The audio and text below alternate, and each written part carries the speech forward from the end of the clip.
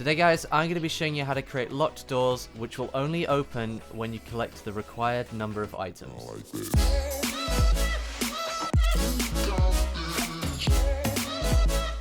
Okay guys, so this mechanic was shown to me by Wertandrew in his Timescape Chronicles map. Basically there's a bunch of collectibles around the world that you have to go and find, and when you find enough of them, you're able to unlock a new world. So to unlock this new ice world, we need 7 collectibles to be able to open this gate. So at the moment I only have 6 collectibles and I need 7 to open that door. So if I collect this last one, then when we go back to this door, it should be open.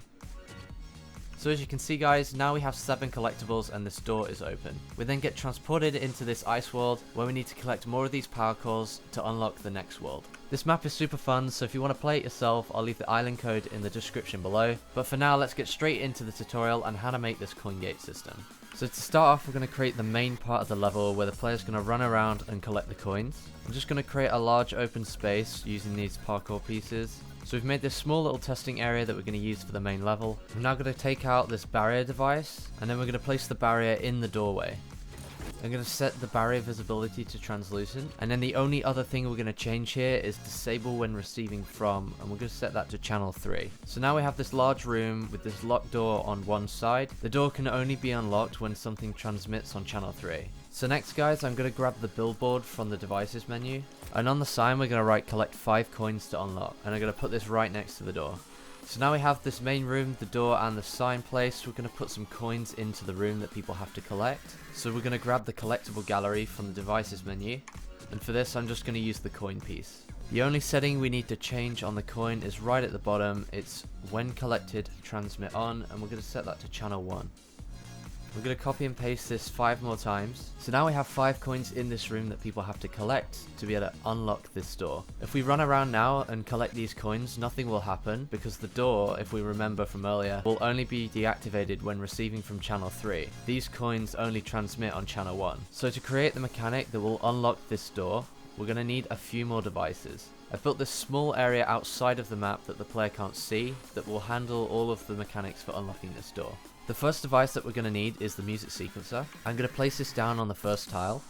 There's a couple of settings that we need to change on the music sequencer. They're right at the bottom, so we want to start the sequencer when we're receiving from channel 1.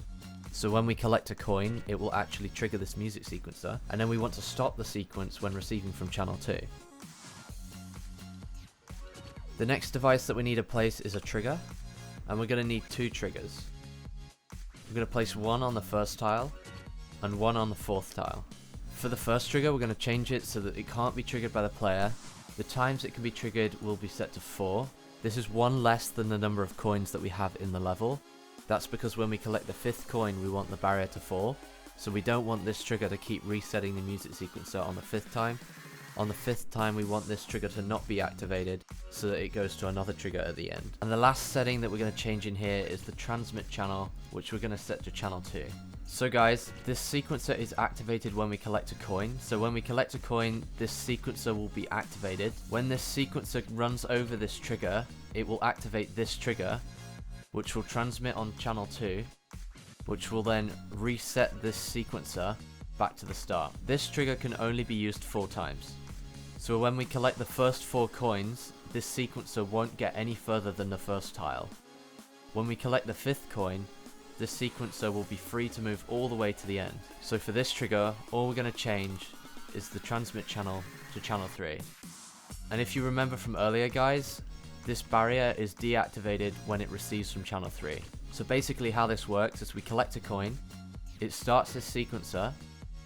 This sequencer then activates this trigger then resets the sequencer so that the sequencer doesn't go any further than the first tile. It can only do that for the first 4 coins, because we set the number of times it can be triggered to 4. When we collect the 5th and final coin, then the sequencer is free to move all the way to the end of this track, where it will activate the channel 3 trigger, which will then deactivate this door. One last thing to note is to make sure that these triggers are inside the sequencer volume. If they're just outside the sequencer volume, they won't get activated by the sequencer. So now we've started the game. If we walk forward and collect this coin, the music sequencer will be activated, the sequencer will turn on, it will then move across this trigger, which will then turn the sequencer back off. If we then go forward and collect another coin, it will turn the sequencer back on before it hits this trigger again.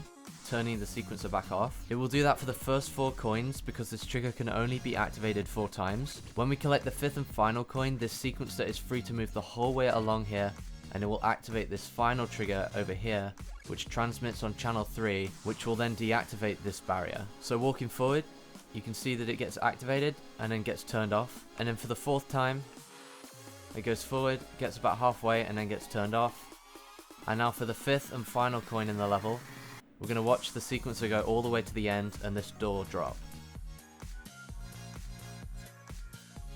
So as you just saw guys, on the 5th and final coin, the sequencer went all the way to the end, it activated this final trigger and caused this barrier to drop, which allows us to move all the way into the next area. So that's a super simple way of creating a coin gate in Fortnite Creative. If you want to change the number of coins needed to open that door in the level, all you need to do is change this setting here to 1 less than the number of coins that you want them to collect. You can duplicate this trigger if you want to create gates that need more than 10 coins to open them. So if we want to make a coin gate that needs 20 coins to be opened, we can change the number of times the first one can be triggered to 10, and then the number of times the second one could be triggered would be set to 9.